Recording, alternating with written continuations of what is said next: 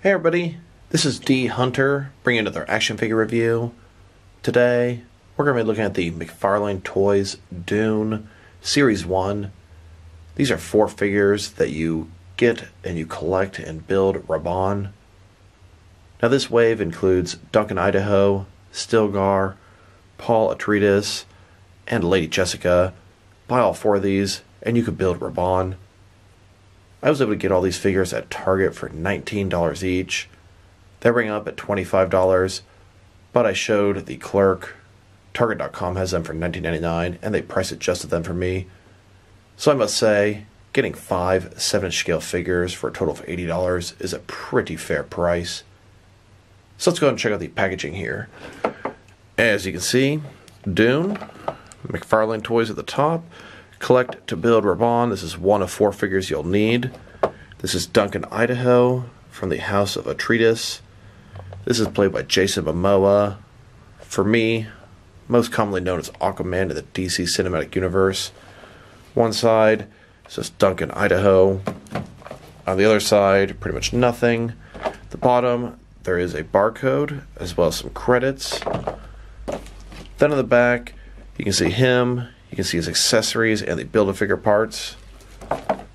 The packaging is pretty similar on all of them. I do notice Stilgar is the only one with a brown package. The rest are kind of gray. Stilgar here. There's his barcode if it helps you. We've got Paul Atreides, who appears to be the main character in the film. Here's his barcode if that helps anybody. And last, we've got Lady Jessica. Here is her barcode, in case that helps anybody. Now, I must confess, I have not read Dune. I have not seen the miniseries or the old film. I'm looking forward to the new film, which has been delayed considerably to the middle of 2021. Seems to have happened to McFarlane a lot lately. They released the Wonder Woman figures, that film was delayed. They released the Cyberpunk figures, that game was delayed. They released the Dune figures, that movie's delayed. I'm sure that is not how McFarlane intended this to go down. I'm guessing we're going to get more than one wave for this movie, and I'm guessing this movie's going to be a huge hit, and these figures are going to be really hard to find when it comes out. But time will tell. So with no further ado, let's open them up. Like I said before, I'm not very familiar with the Dune book or the overall Dune lore. Both my dad and a buddy at work told me how great the Dune story is. It was a game changer for science fiction. My buddy at work loaned me his old Dune book from 1965. A little old, a little beat up. One really cool thing about this book, it had this glossary here that defined some of the Dune lore and items. For example, we have a crysknife here and a description of it. That was very helpful in me identifying some of these accessories and what they do. And don't get me wrong, I didn't fully understand some of the descriptions, but very handy. Alright, now that we got these figures out of the package, here they are with all their accessories laid out. We've got Duncan Idaho, Stilgar, Paul Atreides, Lady Jessica, and of course, if you get all 4 of these figures, you get to build and complete Rabban. In this video, we'll take a look at each of the figures individually. We'll look at their accessories, height, and articulation. We'll compare them with some other McFarlane toys, and we'll compare them with some action figures from different various companies to see how they fit in both scale and style-wise, in case you want to know which lines you can mix them with. So let's go ahead and start off with Duncan Idaho. Let's start off by looking at Duncan Idaho. Duncan Idaho is played by Jason Momoa.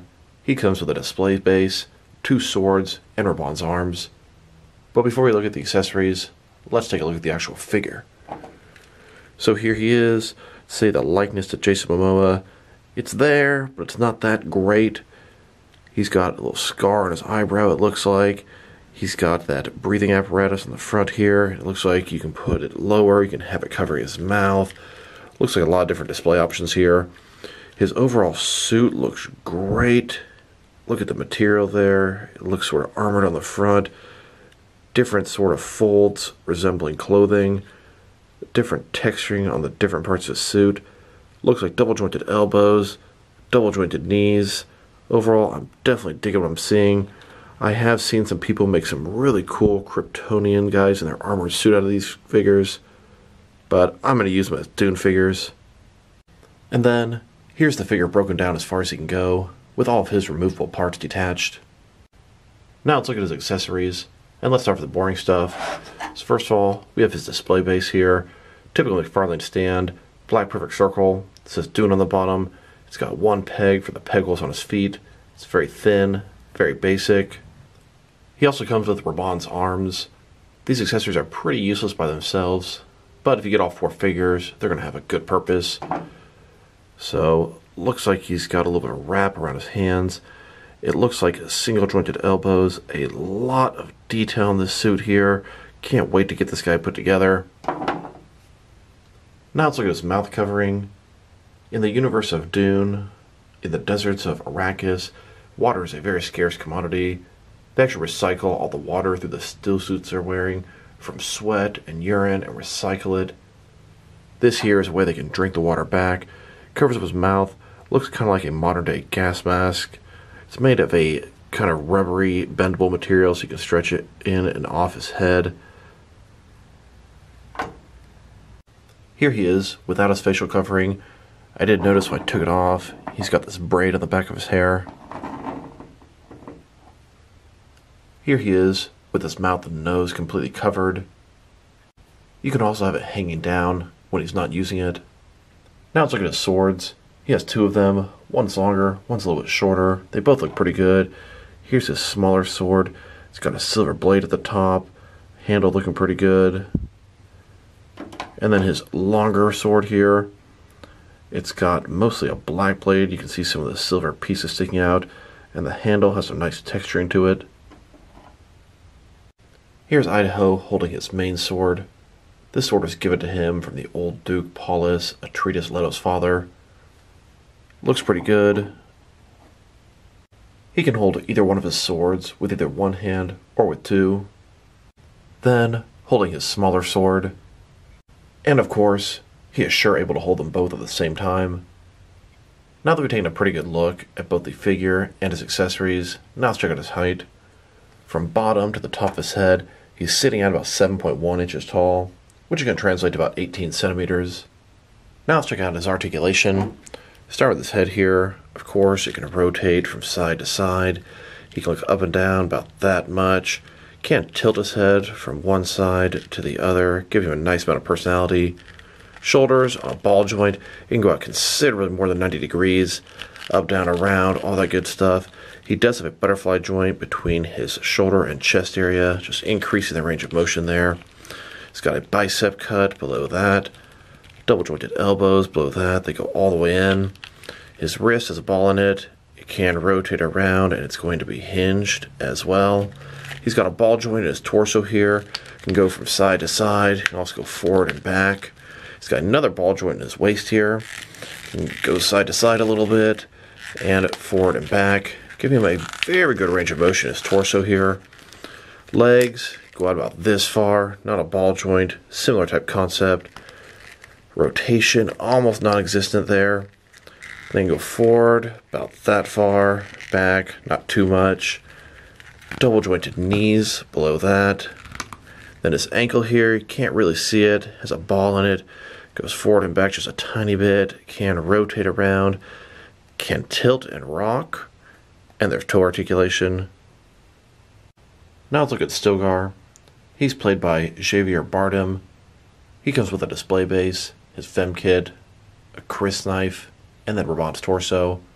So let's take a look at him. As you can see on his face, looks pretty good. The hair sort of flipped up. He's got his beard. He's got his sort of drinking apparatus here. Going further down, it's the same still suit.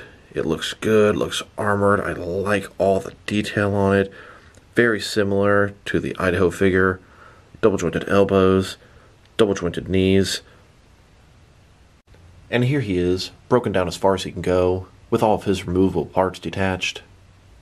Now let's look at his accessories. He comes with the same display base that Idaho came with. Now let's look at Rabban, or the Beast's torso. Once again, his suit has a ton of details all over it. Looks fantastic. You can see where the legs are going to connect, and the arms. Really liking this. The detail is phenomenal. So I went ahead and attached Rabban's arms to his torso. He's starting to take some shape now. I had a lot of resistance getting the arms to lock into place. I ended up having to take some boiling water, heat up the torso, get it soft, and then the arms were securely put into place. Of course, he also has a facial covering, just like Idaho. Here's Stilgar, without it on. And here, with it on. His is a whole lot looser than Idaho's. They are going to be the same accessory, but his head is a lot smaller.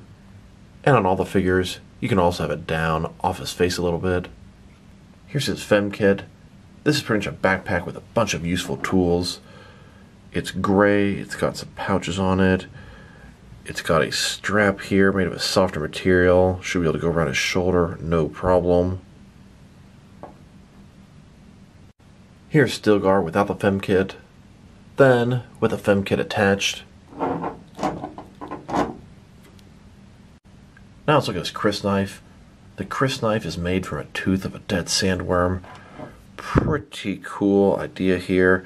You can see it looks like a tooth. There's some bone up there. And the handle has some nice detail as well. Here's Stilgar holding the Chris knife. Now let's look at his height. From bottom to top, he is also sitting at about 7.1 inches tall, which is going to translate to 18 centimeters. Now let's look at his articulation. Starting with his head here, of course, you can go from side to side. You can look up and down. Can tilt from side to side as well. Shoulders, ball joint, way more 90 degrees, up, down, around. The same butterfly joint here. Bicep cut, double jointed elbows. His wrist is the same ball, can rotate, and it's hinged. Ball joint the torso here, forward and back. Same with his waist, rotates forward and back. Legs go out about this far. Forward, about that much. Back, not too much. The tiniest bit of rotation there. Double jointed knees. And his ankle goes up and down just a little bit. Can rotate, can tilt and rock at least a little bit. And toe articulation. Now let's look at Paul Atreides, the main character in the story. He's played by Timothy Chalamet. He comes with a display stand, his Chris knife, some twin blades, and then Rabban's legs. So let's take a look at the figure. He's a little bit younger. He's got sort of curly hair, a little bit long. His mouth covering looks to be a little bit smaller than the other guys. Should fit on him pretty nicely. His body is quite a bit smaller as well. He's in the still suit. It looks good. A little bit smaller, but the same detail as the other ones. Double jointed elbows. Double jointed knees. And here's Paul, broken down as far as he can go. Now let's look at his accessories. Once again, he has the same Dune display stand the other figures have. He also comes with Rabban's legs. The detailing's pretty decent on the pants. Double jointed knees there. And plugging the legs into Rabban, here he is, almost complete. Here's his facial covering that gives him moisture. I believe his is a little bit smaller than the other guys. Fits around his face a little nicer. Here's Paul without it on. And here it is attached to his face. He can also have it down when it's not around his mouth and nose. Now let's look at his twin blades. Just a couple of regular knives here. They're both identical, the same. Here's Paul holding his twin blades. And his final accessory is another Chris knife, made from the tooth of a dead sandworm. Then, here's Paul holding this knife as well. Now let's look at his height. From bottom to top, he's sitting at about 6.8 or 6.9 inches tall, which is going to translate to a little bit under 17.5 centimeters. Now let's look at Paul's articulation. So, of course, his head, it can rotate from side to side, goes up and down about that far, can tilt from side to side as well. Shoulders on a ball joint, more than 90 degrees, up, down, around. There is that same butterfly joint between the shoulder and chest area. Bicep cut below that. Double jointed elbows. His wrist is a ball in it, can rotate, and it's going to be hinged as well. In his torso, got the ball joint here, goes side to side, forward and back. Another one is waist, also go forward and back. Legs go out about this far. A little bit of rotation, and then go forward about that much, back that far. Double jointed knees, and then his ankle here goes up and down just the littlest bit. Rotate, tilt and rock, not much though, and toe articulation. Here's Lady Jessica. She's played by Rebecca Ferguson in the film. She comes with a display stand, a fem kit, the Chris knife, a large sword, and then Rabban's head and whip. So let's take a look at her. Her face here, it looks good. Her expression's a little bit bland. Her hair's flowing back. It looks great. You've got different shades of brown, light and dark in there. She's also in the still suit, a little bit different body. It's got the double jointed elbows and knees, and the detail is all there as well. And here she is, with all of her removable parts detached. Now let's check out her accessories. Same display stand the other figures come with.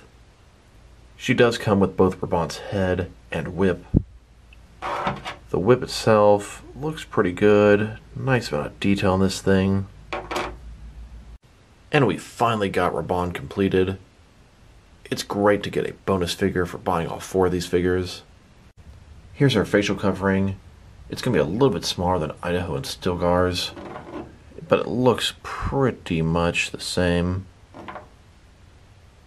Here she is with nothing on her face. Then, with it covering up her mouth and nose.